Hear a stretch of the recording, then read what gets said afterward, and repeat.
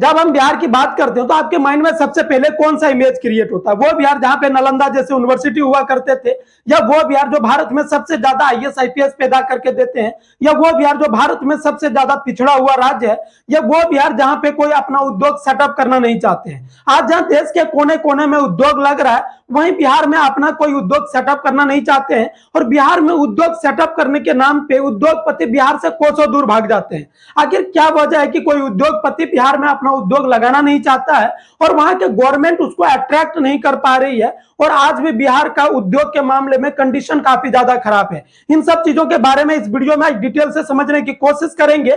अगर आप चैनल पे पहली बार आए तो प्लीज चैनल को सब्सक्राइब करके आप मुझे सपोर्ट कर सकते हैं।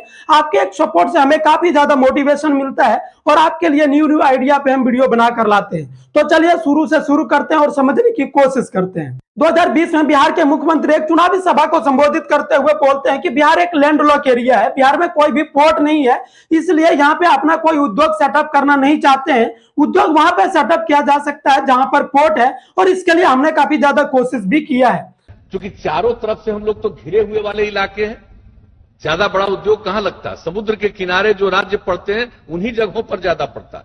हम लोगों ने तो बहुत कोशिश की।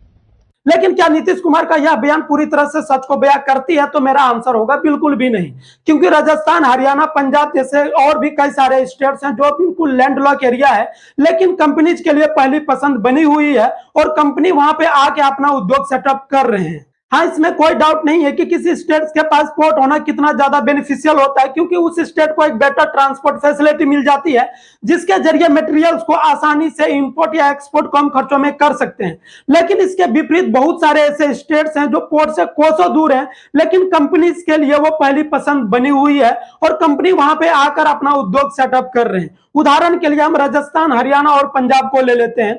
राजस्थान सरसों, राई, बाजरा और ऊन का सबसे बड़ा उत्पादक है, वहीं दूध व मसालों का इंडिया में सेकेंड लार्जेस्ट, साथ ही सीमेंट, सेरामिक जैसे अलग अलग तरह के 40,000 से ज्यादा वहां पे उद्योग है। अब हरियाणा की बात करें तो यह राज्य सालों से ऑटोमोबाइल मैन्युफैक्चरिंग का हब बना हुआ है और आईटी के फील्ड में भी काफी तेज ग्रो किया है।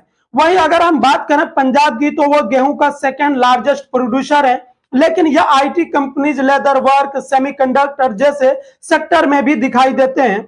जैसे में यह कहना कि बिहार में उद्योग इसलिए नहीं लगाया जा सकता क्योंकि वहां पे पोर्ट नहीं है, तो यह स्टेटमेंट बिल्कुल भी जस्टिफाई नहीं करती है। बिहार हमेशा से ही उद्योग से इतना दूर नहीं था, बल्कि बिहार कुछ दशक पहले तो मेजर ट्रेडिंग हब हुआ करता था। बिहार का जो जमीन है वो काफी ज्यादा उपजाऊ है, यहाँ 56% से ज्यादा की जमीन पे खेती की जाती है और यहाँ लगभग 80% पॉपुलेशन जो है वो एग्रीकल्चर पे डिपेंड रहता है। बिहार वेजिटेबल्स पैदा करने में देश के चौथे और फ्रूट्स पैदा करने में देश के 10वें स्थान पर आता है। ब्रिटिश शासन के समय पटना एक मेजर ट्रेडिंग सेंटर के रूप में उभरा था, क्योंकि बिहार में काफी ज्यादा मात्रा में मिनरल्स पाए जाते थे, तो कंपनी इसी माइंस के करीब लोकेट होना चाहती थी ताकि रॉ मटेरियल्स पर होने वाले खर्च और समय की बचत हो जाए। अब क्योंकि ज्यादातर जो उद्योग है सिर्फ बिहार की तरफ ही जा रही थी, तो इसलिए उस समय के पीएम पंडित जवाहरलाल नेहरू ने 1952 में फ्रेट इक्वलाइजेशन पॉलिसी लेकर आए और माल ढोने में लगने वाले खर्च पर सब्सिडी देने लगी। अब जाहिर सी बात है कि सब्सिडी पाने के बाद कंपनीज को रॉ मटेरियल या मिनरल के लिए बिहार या उसके जैसे बाकी माइंस वाले स्टेट्स का रुख करने की कोई जरूरत नहीं थी और उद्योग पूरे देश में कहीं भी लगाया जा सकता था। तो इसके अलावा जो उद्योग वहां पर पहले से मौजूद थी वो भी खराब पॉलिसी या दूसरे प्रॉब्लम की वजह से धीरे धीरे बंद होने लगी। किसी भी कंपनी को एस्टैब्लिश करने के लिए एक बहुत बड़े जमीन के टुकड़े की जरूरत होती है और वो जमीन बिहार में लेना काफी ज्यादा दिक्कत का सामना करना पड़ता है कंपनीज को। एक्चुअली बिहार का जमीन काफी ज्यादा उपजाऊ है, यहाँ 56% से ज्यादा की जमीन पे खेती की जाती है और यहाँ पे लगभग 80% पॉपुलेशन जो है एग्रीकल्चर पे ही डिपेंड करती है। तो यहाँ के किसान अपना जो है जमीन है वो किसी भी हालत में छोड़ना नहीं चाहते हैं, क्योंकि उस किसान का जो रोजी रोटी है वो उसी जमीन से चलता है।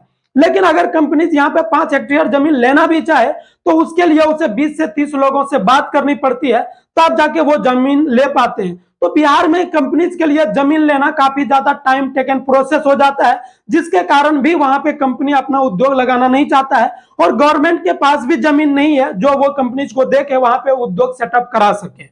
बिहार में उद्योग ना लगने का इकोनॉमिक जो सेकंड रीजन देते हैं, बिहार का बैड बिजनेस हिस्ट्री। कुछ साल पहले तक बिहार चावल और चीनी का बहुत बड़ा उत्पादक माना जाता था, लेकिन आज बिहार में 3000 राइस मिल्स में से 2000 पे ताले लग चुके हैं। और कुछ इसी प्रकार आजादी से पहले बिहार में 33 चीनी मिल हुआ करती थी, उसमें से 18 पे ताले लग चुके हैं। 11 चीनी मिल वर्किंग कंडीशन में है, उसमें से भी 10 का जो मालिकाना हक है वह प्राइवेट कंपनियों के हाथों में। भारत के कुल चीनी उत्पादन का 40% हिस्सा बिहार से होता था, लेकिन अब यह घटकर मात्र 2% रह गया है। दरभंगा की सकरी मिल बिहार में बंद होने वाली सबसे पहली चीनी मिल मानी जाती है। 1952 में कई किसानों ने अपनी जमीन एक प्राइवेट कंपनी को दी थी, जिसके बाद से वासिरलीगंज चीनी मिल का स्थापना हुआ था। 1976 में चीनी के रिकॉर्ड उत्पादन के मामले में भारत सरकार ने इस मिल को गोल्ड मेडल से भी सम्मानित किया था, लेकिन 1977 में बिहार स्टेट शुगर कॉर्पोरेशन ने इस मिल को अपने कब्जे में ले लिया और इससे बहुत ही अव्यवस्थित ढंग से चलाया, जिसकी वजह से आखिरकार 1993 में इसे बंद कर दिया गया और काफी लोग बेरोजगार हो गए। राइस मिल्स के बंद होने के पीछे की वजह जो है वो करोड़ों का घोटाला और लीगल वसूली थी, तो वही चीनी मिल्स के गवर्नमेंट के जबरन कब्जे की वजह से बंद कर दिया गया। इसके अलावा 1974 में सहरसा के बैजनाथपुर में पेपर मिल की शुरुआत हुई थी, जिसका गोल डेली 5 टन पेपर बनाने का था, लेकिन फंड्स की कमी की वजह से यह मिल को भी 1987 में बंद कर दिया गया। और दरभंगा के अशोक पेपर मिल्स को भी बंद कर दिया गया, जो एक बहुत ही अच्छे क्वालिटी का पेपर उत्पादन करता था। बिहार का जो है सीमांचल इलाका जूट के उत्पादन के लिए जाना जाता था, लेकिन सरकार की ओर से कोई बढ़ावा ना मिलना और ध्यान ना देने के कारण यहाँ जो जूट का उत्पादन सालाना 10 क्विंटल हो चुका है। कटिहार जो जूट का कैपिटल कहा जाता है, यहाँ पे 2 मिल है, वो एक मिल तो 2008 से बंद है और दूसरा मिल का भी कंडीशन काफी ज्यादा खराब है। और भागलपुर को सिल्क सिटी के नाम से जाना जाता है, लेकिन यहाँ के अस्पन सिल्क फैक्ट्री लगभग 1993-94 से ही बंद है और यह 30 सालों से बंद पड़ा है। बिहार के डलमिया नगर लगभग 40 सालों से बंद पड़ा है। कभी यहाँ हजारों लोग काम किया करते थे। यहाँ चीनी, कागज, डालडा, वनस्पति तेल, सीमेंट, रसायन के इतना बड़ा उद्योग था जो अनगिनत मजदूरों का स्वर्ग था। 1984 में डलमिया नगर समूह के नाम से मशहूर 240 एकड़ क्षेत्र में फैले रोहतास उद्योग समूह का जब चिराग बुझा तो बिहार के उद्योग जगत में अंधेरा सा छा गया।